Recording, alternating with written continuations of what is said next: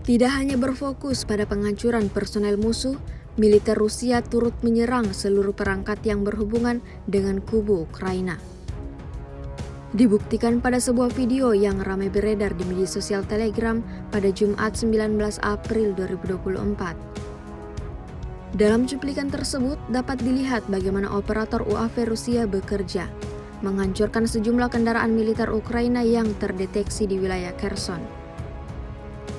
Pesawat tak berawak Rusia menelusuri seluruh sudut wilayah tersebut dan tanpa ragu langsung melenyapkan semua mobil-mobil yang diduga kuat milik pasukan Zelensky.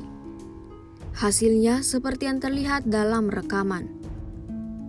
Serangan telak drone Rusia seketika membakar habis semua kendaraan militer Ukraina.